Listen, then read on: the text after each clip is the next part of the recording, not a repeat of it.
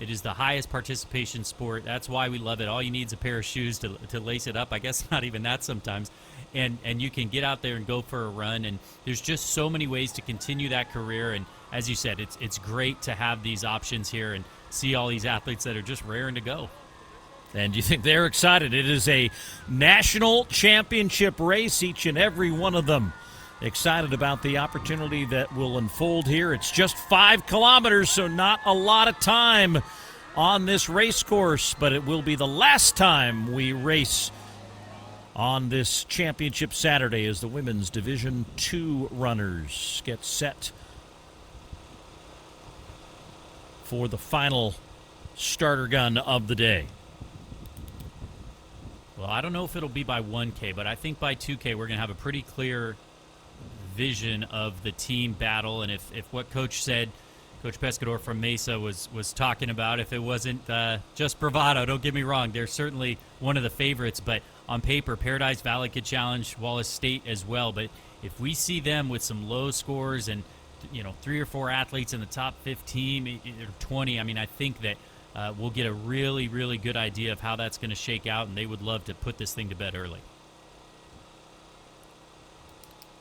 And the starter making the race to the outside as the race is underway in Fort Dodge, Iowa, the final race of this championship day for the NJCAA as the women in Division II race 5 kilometers.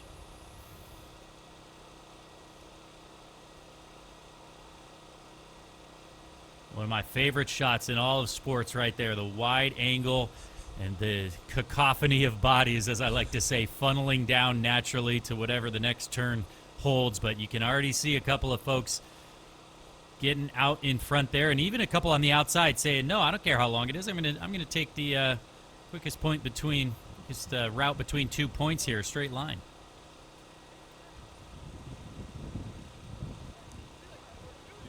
As Trevor mentioned, already seeing that separation at the front of the pack, the 5K distance, using much of the same part of the race course. In fact, the men just basically doubled up the race course to run that 8K, so women seeing the same undulations, the same course, and the same course conditions, though we feel as though this course probably has taken a bit of a beating through the day, starting with that snow, and at least now a much more defined race course than we saw in some of our earlier shots from some of the earlier races. At one point, it was you just had to follow the gator and hope the gator had the right directions in the navigation tool. But women are out here on the race course. There are the women in the start list. You see Olivia Baker and Mesa's squad at 161 with the bib, and now we go back down to the gator, and they're already running single file here 2 minutes into the racing, and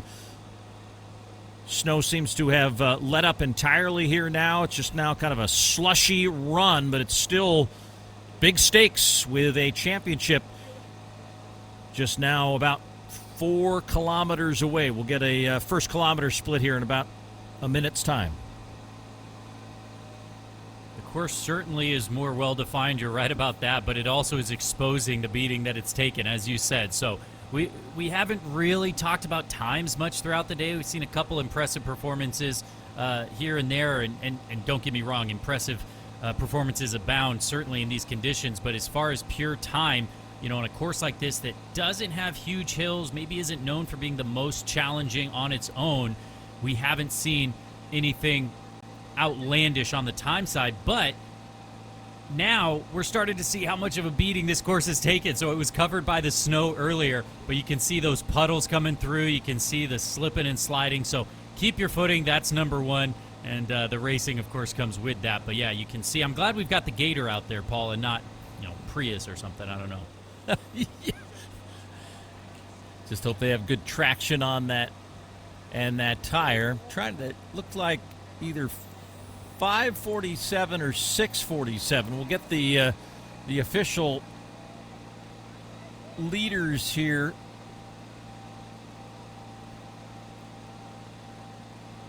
At 1 kilometer, but already a breakaway group of 3 here in front.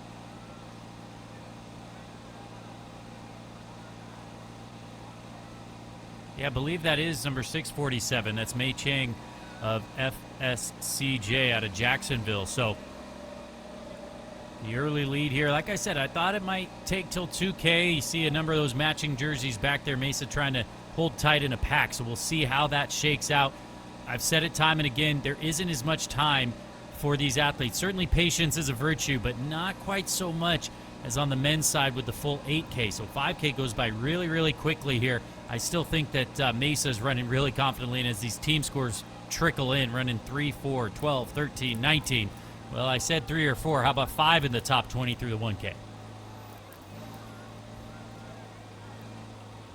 See that lower half of the graphic populating those places behind the leader who was Brooklyn Morgan of Wallace State at the 1K officially, with Chang right behind or right alongside her. They're actually both listed as equal times across the timing apron at 1K at 3:26.8.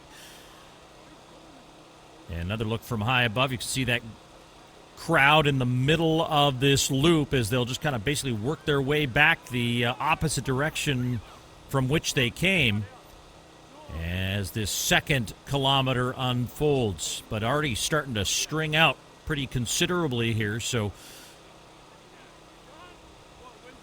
leaders now, 3 of them with a bit of a gap back to 4th. Brooke Colm out in that top 10. Lindsay Wortham from Carl Albert State. Lainey Hollick, who we talked about, from Paradise Valley, along with Audrey Atsinas from Paradise Valley, Darcy Vineyard of UA Rich Mountain, and Tatum Dykstra rounding out the top 10 through the first kilometer. She was in 10th from Muskegon Community College as the first kilometer covered in 3:26.8. Wallace State, who we mentioned, coming in kind of in that number 3 position. They were 4th a year ago. They've been top 8 every year since Division II is reinstated in 2020, and they're going to have a chance to get on the podium here. Brooklyn Morgan certainly is going to be their leader. She won her region, has been running solid all season, but she knows that she's going to have to perform very well if they're going to replicate or improve upon that 4th place from a year ago. Should be coming up to the second kilometer timing mat here shortly, and we'll be able to reset the field. Looks like the field that had been chasing that top 3, Trevor, have begun to start to regain contact with the leaders. So despite the shortness of the distance of this 5-kilometer championship race, using this kind of middle stanza right now to try to get back into contact and make it a race if they can. And it seems like they've done a pretty good job of that as we await that second K split momentarily.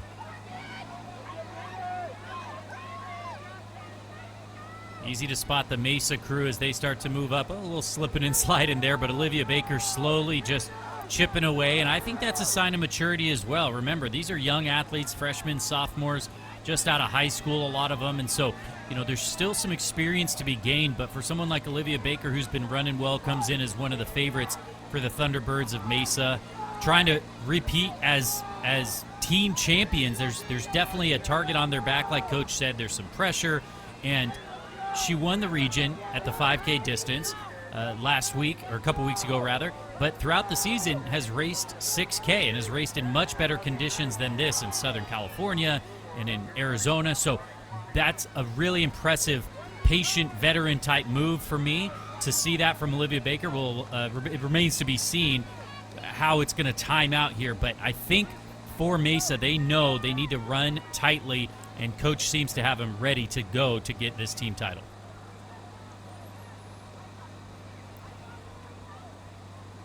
Nearing 8 minutes elapsed in this 5,000-meter distance. Division II at the NJCAA in Fort Dodge, Iowa. Championships for 2025. Brooklyn Morgan of Wallace State, the leader after 2 kilometers. Last kilometer covered in 3 minutes and 50.4 seconds. And a lapse time of 17 minutes and 17 seconds. So still a couple of minutes away, but nearing kind of the halfway mark of this race. And that group in front, a lot bigger than it was just a few minutes ago. I've said it throughout the day. Coaches have said bad weather compresses the field, and I think that's no more true than it is here in our final race of the day. And even if the team battle ends up being a big win for Mesa, or if Paradise Valley or Wallace State or one of these schools can close that gap a little bit, we'll see. But as far as the individual side, absolutely. It's closed the gap here. It's been patient running from that chase group. And look, 6, 8, 10 athletes maybe in that front pack that all have their eyes on the prize.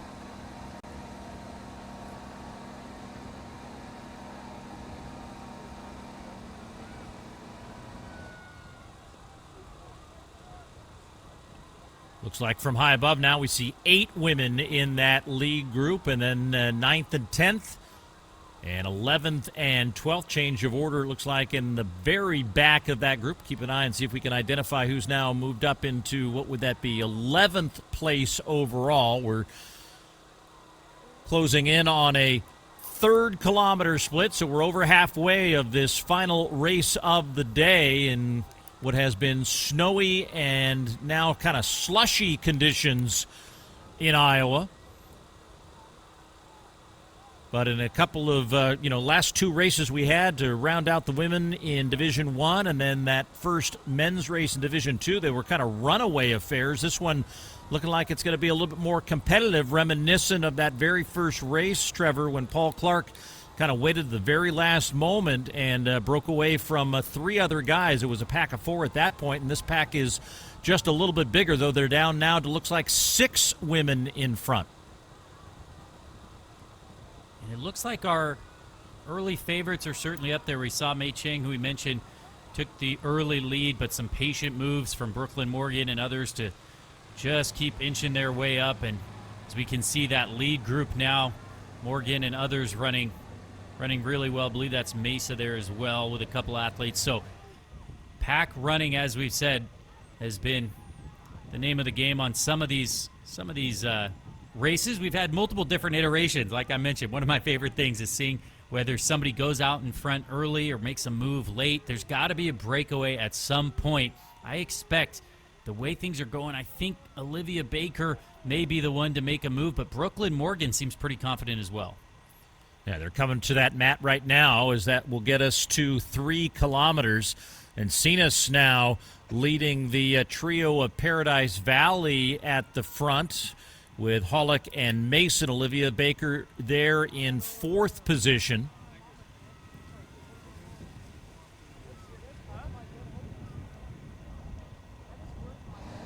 Brooklyn Morgan, who had been our leader, now back in 5th position.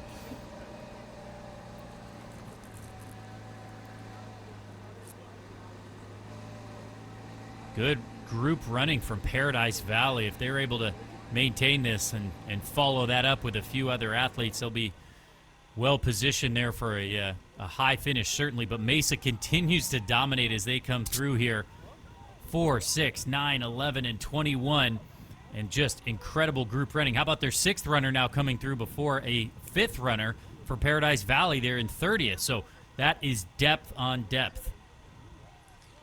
Yeah, 4th runner for Paradise Valley through in 29th position, even though they have the top 3 runners in the race. So it's that 4th and 5th runner that's really the difference right now in this team battle, with Paradise Valley still waiting for that 5th runner across. Looks like, as we look at high above, Wallace State's got 3 across at the 3K, still waiting for Paradise Valley. But 51 points for Mesa. Now Paradise Valley with 83. So with positions 4 and 5 in 29th and 48th position, with Mesa's 5th runner ahead of both of the 4th and 5th runners from Paradise Valley. That is the difference maker here, as Paradise Valley top heavy with the success right now, but needing those 4th and 5th runners to find something in the tank over the last 2K to try to make this a little closer on the team side. And it would be a big feat for Paradise Valley to go 1 through 3. Don't get me wrong, and don't get me wrong what I'm about to say, but I think it's very mature running from the Mesa crew to, I'm not saying they're holding back, don't take me wrong, but I think that it's so impressive to say, hey, we're here to win a team title.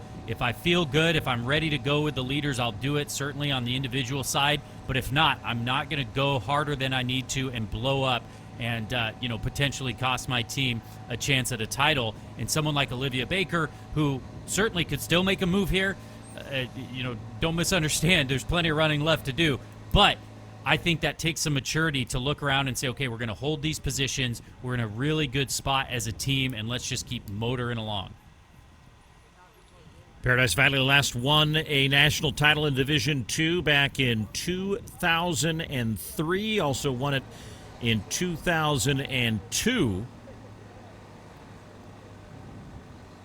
And now with 14-plus minutes elapsed on the clock and moving into the final stage of the race, you can see on that athletic course tracker moving down and back towards that final swing around to the final 1,000 meters of the race.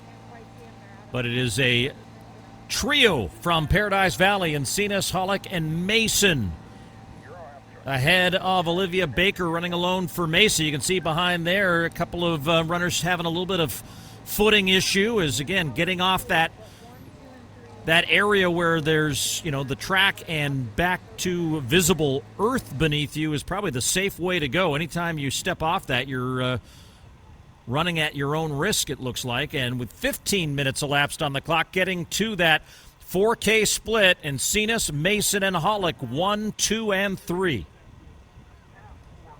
Still very, very impressive running. And let's not forget, they were second last year by just 16 points. So a really good performance from them with 4 in the top 20 a year ago.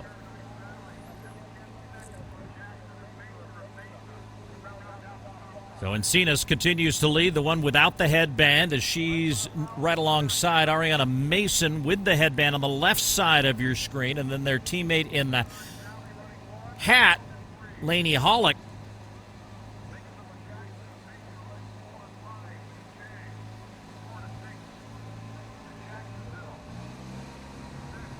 And I think we may be missing the split on that fourth runner there. So we'll. I would agree, Trevor. We'll check I think. on that. Yeah, I don't see it. Yeah, I don't see anybody with that bib number in our live results. So we'll do our best to try to identify that. We've had some issue. If you've just been joining us, sometimes the athletes have not been picked up by the timing mats, and given the conditions, that's not unprecedented. In fact, the winner in the men's race did not appear on our results.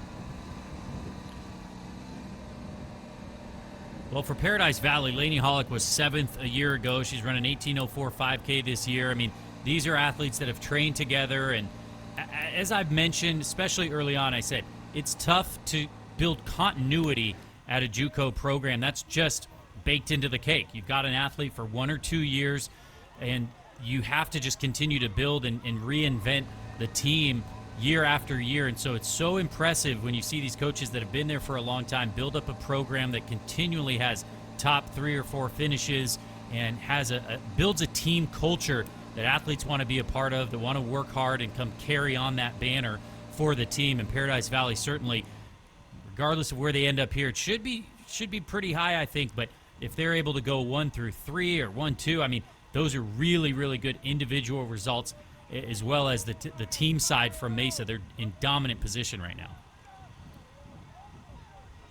As the leader, Audrey Encinas makes the final left turn for home. She's going to see the finish line in sight here in the late stages of this race. And actually, Ariana Mason now to the lead with the headband as she finds a little bit of that gator track and trying to bring herself to the finish line here as she reaches the 3-mile mark, just a 1/10 of a mile to go to win a national championship here on a day that no one would describe as paradise. Mason with just a little bit of real estate left to cover. But she's getting all kinds of challenge here behind her. Bib 1027, Savannah Rivera of Roan State. Does she have enough in the tank? She's running out of room here at the finish line, but a great effort for her. She's going to finish second and break up that Paradise Valley sweep. But it is Paradise Valley with a dominant performance at the front of this race, with Ariana Mason winning it all as the Division II national champion, and there to quickly embrace her teammates Encinas and Hollick as Paradise Valley goes 1, 3, and 4. Well, listen, you don't get extra points for the time, and we've said it at time and again that it's not about the time here. It's all about the positioning, and big credit to Ariana Mason to come through and take the win for Paradise Valley. But would you believe that's her fastest 5K of the year? 18:43, her first time under 19 minutes. We hadn't mentioned her in the preview, and to be fair, for decent reason. She's had an okay season, but only came in with a 19:09 5K best this season, number 19 on the descending order list. So Ariana Mason really overperforming here. Had a couple okay 6K races also, but that is a huge performance from her. Got to give her credit. Just incredible pack running out in front from Paradise Valley, and an even better run from Ariana Mason. Huge win for her. And now our eyes look to the top of that graphic as we await the final runners in the team race. Mason now with 4 runners across in 5th, 6th, 9th, and 16th. Of course, Paradise Valley with those 3 up at the front of the pack and starting to celebrate and asking for any kind of covering on those hands. That's, kind of where you always remind folks you can lose your heat faster on your hands and your head. So if you're out there getting ready for some winter running outdoors, make sure you have those gloves and that hat handy. Mason now with 5 across with 61 points, and seeing if now Paradise Valley can get a final runner across to get their 5 populated here. But it is going to be a good descriptor of why this is ultimately a team sport, Trevor, is just because you're dominant at the front of the race, you need your entire team to perform on the day. And it looks like Paradise Valley is going to get their 5th runner in here in the 50s in the final results. And now you see it confirmed. They get 95 points. So still unofficial, but it looks like Mesa Community College is going to win their 2nd consecutive Division II national championship, beating Paradise Valley, who finished 2nd with 95 points, and Daytona State College looking like they'll finish in 3rd. Well, Mesa wins their first national championship a year ago. They said it felt so nice, let's do it twice. They run it back, and Coach Pescador, the confidence was well-founded. He calls his shot. He says, we're going to get out there early. That's what we talked about coming into this race, saying if we see a lot of them in the low sticks, they're going to be tough to beat. That's exactly what happened, and a big victory by 30-plus points is we'll let it continue to shake out. But you saw Ariana Mason there. We talk about athletes being in shock sometimes. This is certainly the biggest win of her young career. And I think there may be some cold shock there as well. Like you said, hey, get me warmed up first, and then I'll let it sink in.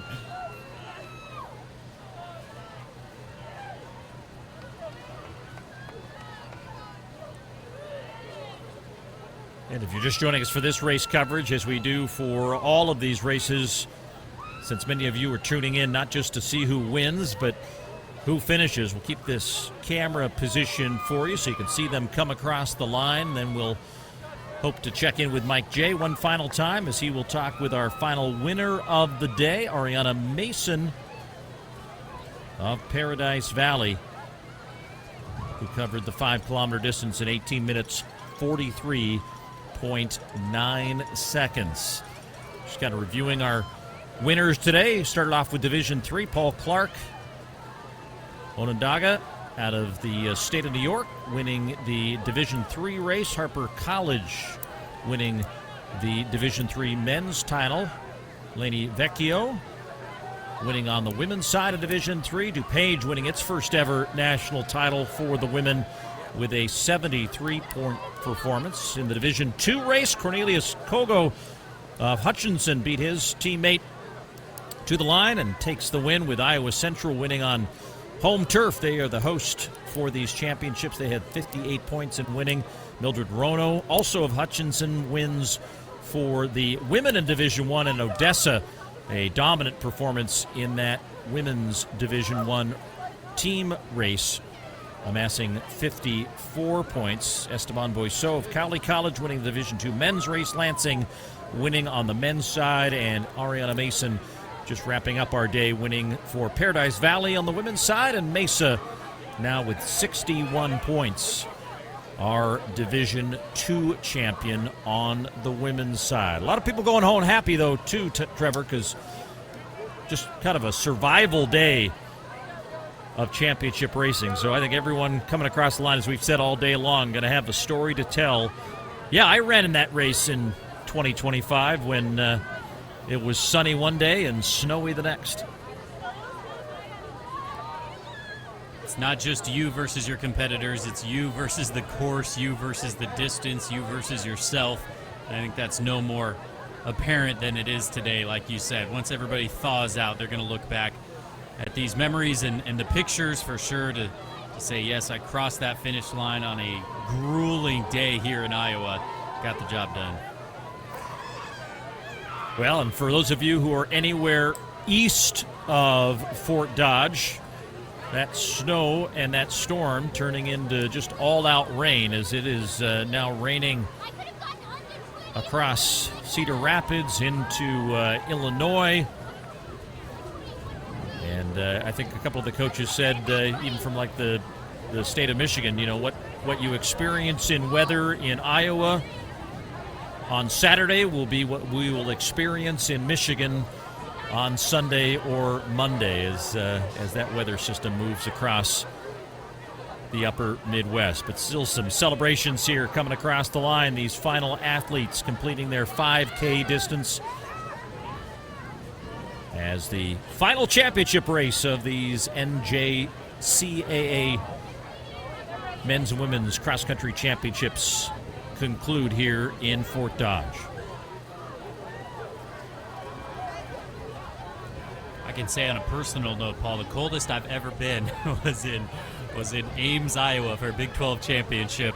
It was indoors, certainly, and so I had to go from, I guess, the bus just to the indoor track. But even that trek, it hurt to breathe, and it was even a little colder than this, believe it or not. It felt like warming up when it was 20 and snowing after negative 14 with wind chill, but I wouldn't want to be running a cross-country race in those kind of conditions, certainly. So this is testing the mettle of these athletes. But I do think what you've said is true, that you're proud of yourself when you reflect back. You say, hey, I made it through, and you kind of throw times out the window, like I said. But at the same time, it's about getting to the line. You see athletes all the way through here fighting to the bitter end, and that's what it is all about. So this is really, really one for the books.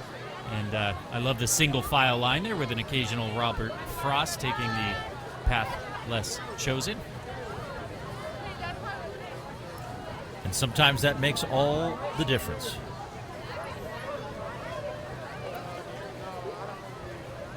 Well, and also kudos to Coach Brown and the entire staff at Iowa Central, who put on just an amazing championship. You know, had the chance to host the championship back in 2020. Didn't get the chance to welcome all the teams from around the country because of all the travel restrictions that had been put in place at that time in the fall of 2022. But now a chance to really put this event on and showcase this venue, and despite the wacky weather that maybe was a little bit more unexpected in terms of snow falling, have done a great job of putting on a championship caliber event. And our final champion of the day, Ariana Mason of Paradise Valley, is now with Mike J. The Division II women's champion, Ariana Mason of Paradise Valley. You're not in Arizona anymore, young lady. No, it's quite the opposite, if anything. So you had a good day. Last year at this time, you're running high school, and now you're a freshman in college and a national champion.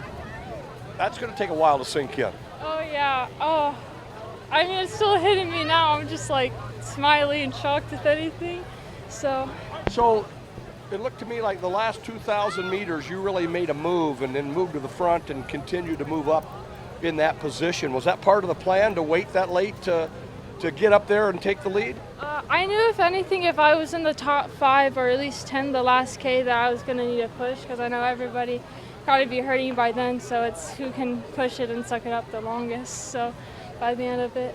So it played to your strength. So congratulations, national champion. Enjoy the moment. Thank you so much. Ariana Mason, Paradise Valley, your Division II women's champion.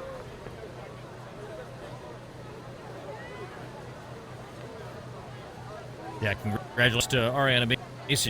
You sort of forget that these, because these are junior college athletes, they are really making that transition quickly to the collegiate ranks. And, not many freshmen can claim to be a national champion just a year removed from racing at the high school level.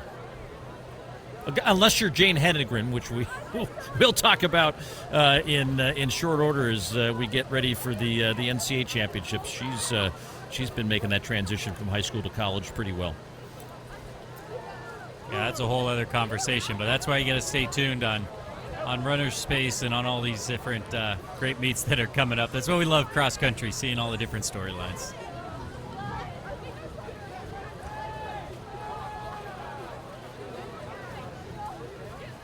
Women running stride for stride. The teammates getting themselves across the line together.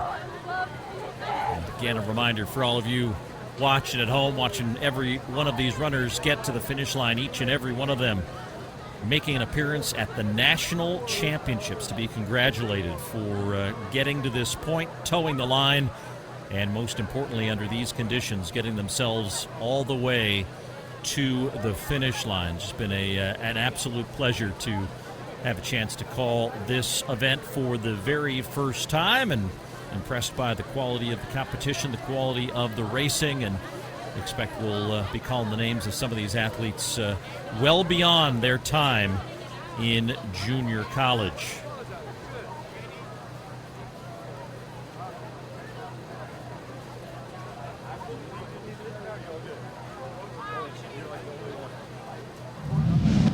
So, Trevor, as we look back on this race and how it unfolded, it was, kind of Paradise Valley working the trio at the front of the race, each helping each other. And, Encinas was leading it for a while, but Ariana Mason emerged as the eventual winner here. Couldn't hold on for the team win, but they still perform well. And just another great championship race with Mesa taking the team title.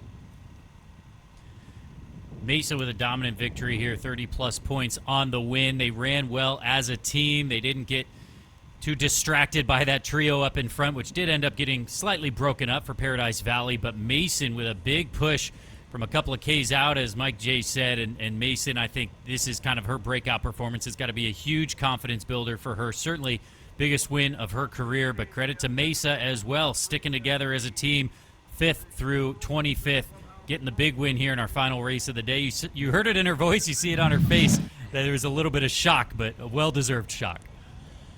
She's just hoping her plane is going to get her back safely to Paradise Valley and can begin that warm-up as these teams have come from faraway places for a race of a lifetime. We rarely see these types of conditions in early November. Maybe expect to see it a little bit later on. I've seen and called some nutty combs from Wisconsin where we've had snow on the ground in the fall. It's it's kind of that wacky time where 24 hours can make all the difference between the conditions being bright and sunny as they were yesterday to cold and snowy as has been the case today.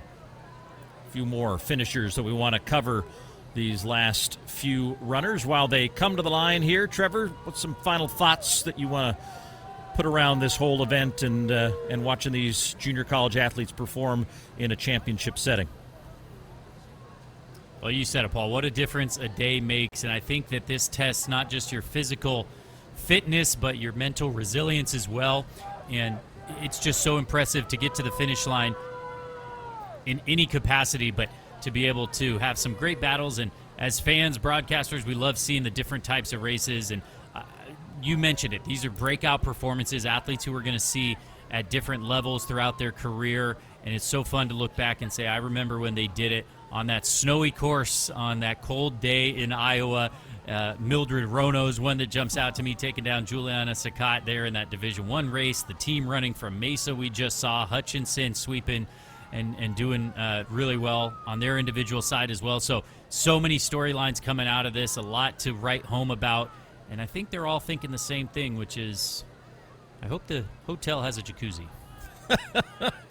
It will be that, or just crank up the heater in the pool, because that you could turn that into the biggest cross country after party that you could ever hope to have. But great to see also those supporters at the finish line chute, trying to urge every single one of these athletes to the finish line, and from high above, really an appreciation for how much ground those Gators had to cover today as they covered the action at the 2025 NJCAA. Well, as we always